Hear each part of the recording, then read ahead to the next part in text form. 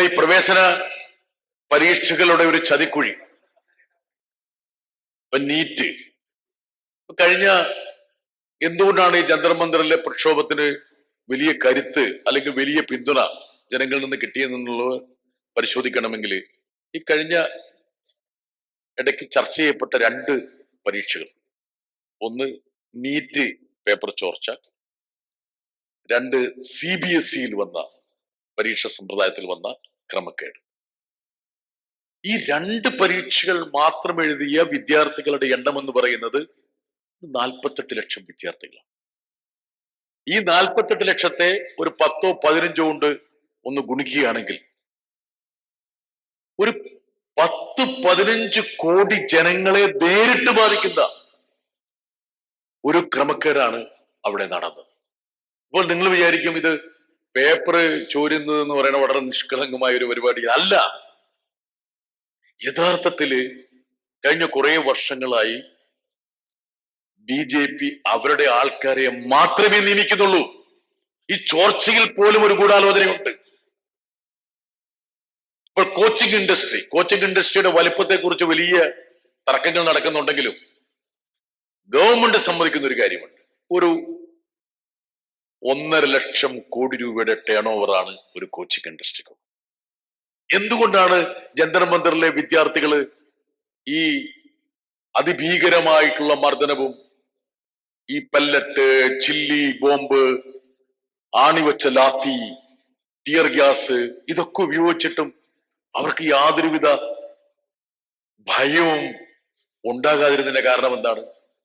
അവരുടെ മനസ്സിൽ കുറെ കാലമായിട്ട് അടിഞ്ഞുകൂടിയ രോഷത്തിന്റെ, ദുഃഖത്തിന്റെ കനത്ത പാളികളുണ്ട്.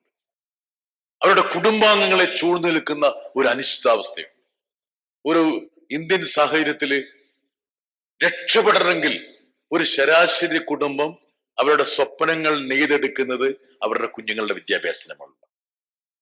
എത്രത്തോളം പ്രാധാന്യം അർഹിക്കുന്ന ഒരു മേഖലയാണ് വിദ്യാഭ്യാസം എന്നുള്ളത് കൊണ്ടാണ് ഒരുപക്ഷെ ഈ ജന്തർ മന്ദറിലെ സമരം ഇതുപോലെ പ്രക്ഷുബ്ധമാകാനും ഇതുപോലെ രൂഢമൂലമാകാനും ഉള്ള ഒരു കാരണം. നമ്മുടെ ഒരുപാട് ആൾക്കാരുടെ സമരം അവിടെ നടക്കുന്നുണ്ടെങ്കിൽ പോലും ആ കുഞ്ഞുങ്ങള് ഇവരുടെയൊക്കെ എന്ത് പ്രതിബന്ധം അവർ സൃഷ്ടിച്ചാലും അതിനെ മറികടക്കാൻ കഴിയുന്ന ഒരു ഇച്ഛാശക്തി അവർ കൈവരിച്ചിരുന്നു. പാർലമെന്റിന്റെ ഗേറ്റ് വരെ പിള്ളേരെത്തി. പാർലമെന്റിന്റെ ഗേറ്റ് വരെ എത്ര ബാരിക്കേഡുകള് ഇവർ ഉയർത്തി, എത്ര ബാരിക്കേഡ് ഉയർത്തിയിട്ടും അത് മാത്രമല്ല, ഡൽഹി പോലീസ് മാത്രമല്ല, അതിർത്തിയിൽ കാവൽ നിൽക്കേണ്ട ആൾക്കാരെ കൂടി ഡൽഹിയിലേക്ക് അവർ കൊണ്ടുവന്നിരുന്നു. റാപ്പിഡ് ആക്ഷൻ ഫോഴ്സ് കൂടാതെ ഒരുപാട് ആൾക്കാരെ പല രൂപത്തിലും ഭാവത്തിലും അവിടെ വിന്യസിച്ചിട്ട് പോലും ഈ കുട്ടികളുടെ ഇച്ഛാശക്തിക്ക് മുമ്പിൽ അവർക്ക് കീഴടങ്ങേണ്ടി വന്നു. പ്രധാനമന്ത്രി ഇന്നലെ മൂപ്പരുടെ ഏറ്റവും ഇഷ്ടപ്പെട്ട പ്ലാറ്റ്ഫോം ആയിട്ടുള്ള ഇൻസ്റ്റാഗ്രാമില്, നമ്മുടെ പാർട്ടിക്കാരെല്ലാരോടും പറയണ്ട ഇൻസ്റ്റാഗ്രാമിൽ കയറണുണ്ട്, പക്ഷെ ഇപ്പൊ പ്രധാനമന്ത്രി ഇൻസ്റ്റയിൽ മാത്രമാണ് ഉള്ളത്. അപ്പൊ അദ്ദേഹം പറഞ്ഞൊരു കാര്യം, ഞാൻ കുട്ടികൾക്ക് മാപ്പ് കൊടുക്കുന്നു. കുട്ടികള് എനിക്കെതിരെ മുദ്രാവാക്യം വിളിച്ചതിൽ ഞാൻ മാപ്പ് കൊടുക്കുന്നു. അദ്ദേഹം പറഞ്ഞ ആ വാചകങ്ങളൊക്കെ യഥാർത്ഥത്തില് ഒന്ന് ഇഴമാറ്റുകയാണെങ്കിൽ യഥാർത്ഥത്തില് ഒരു പ്രധാനമന്ത്രിക്ക് ഇങ്ങനെ സംസാരിക്കാൻ പറ്റുമെന്നുള്ളതാണ്.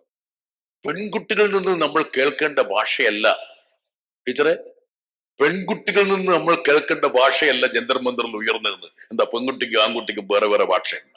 നോക്ക്, ഇന്ത്യയുടെ ഒരു പ്രധാനമന്ത്രി പരസ്യമായിട്ട് പറഞ്ഞ വാചകമാണ്. ഇന്നലെ ഇൻസ്റ്റാഗ്രാമില് എല്ലാ ദിവസവും മൂപ്പർ ഇപ്പൊ ഇൻസ്റ്റാഗ്രാമിൽ വരുന്നുണ്ട്. അർദ്ധരാത്രിയോട് കൂടിയിട്ടാണ് മൂപ്പർ വരുന്നത്. വന്ന ശേഷം മൂപ്പർ പറയാണ് ഞാൻ ഈ കുട്ടികൾക്ക് മാപ്പ് കൊടുക്കുന്നു. യഥാർത്ഥത്തിൽ കുട്ടികളോടല്ലേ അദ്ദേഹം മാപ്പ് പറയേണ്ടത്? അവരുടെ സ്വപ്നങ്ങൾ മുഴുവൻ ചവിട്ടി മെതിച്ച് അവരെ ഒരു സമരത്തിലേക്ക് തള്ളിയിട്ട ശേഷം അദ്ദേഹം പറയാണ് അവർ ഉയർത്തിയ മുദ്രാവാക്യം എന്ന് പറഞ്ഞത് ഇന്ത്യൻ സംസ്കാരത്തിന്റെ സഭ്യതയെ ലംഘിക്കതാണ്. ആ പെൺകുട്ടികൾ ഒരിക്കലും പറയാൻ പാടില്ലാത്ത, വിളിക്കാൻ പാടില്ലാത്ത മുദ്രാവാക്യം വിളിച്ചെങ്കിലും ഞാൻ അവർക്ക് മാപ്പ് കൊടുക്കുകയാണ്. എന്നിട്ട് ഇന്ന് ഡൽഹിയിലെ പത്രങ്ങളിലൊക്കെ അത് വലിയ കാര്യമായിട്ട് കനകക്കട്ട പോലെ ഇങ്ങനെ എഴുതി വച്ചിരിക്കുകയാണ്. നോക്ക് എങ്ങനെയാണ് നമ്മുടെ മാധ്യമങ്ങൾ നമ്മളെ വഴിതെറ്റിക്കുന്നതെന്ന്. വേറെ ഏതെങ്കിലും രാജ്യത്താണെങ്കിൽ ഒരു ഭരണാധികാരി ഉപയോഗിക്കേണ്ട ഭാഷയല്ല ഇത്. ഒന്നില്ലെങ്കിലും നമ്മുടെ പെൺകുട്ടികൾക്ക് വേറൊരു ഭാഷ വേണമെന്ന് ഒരു ഭരണാധികാരി ശഠിക്കുന്നതല്ലേ ഭരണഘടനാ മൂല്യത്തിന് നിരക്കാത്തതാണ് എന്ന് ഏതെങ്കിലും ഒരു മാധ്യമം പറയണം. കേരളത്തിലെ ഏതെങ്കിലും മാധ്യമത്തിൽ അങ്ങനെ വന്നാൽ ഇതും പ്രധാനമന്ത്രിയുടെ പ്രതിപാദനം മാത്രമേ ഇവിടെ വരുന്നുള്ളൂ. ഇതാണ് യഥാർത്ഥത്തില് നമ്മുടെ വിദ്യാഭ്യാസ മേഖലയിൽ സംഭവിച്ചുകൊണ്ടിരിക്കുന്നത്.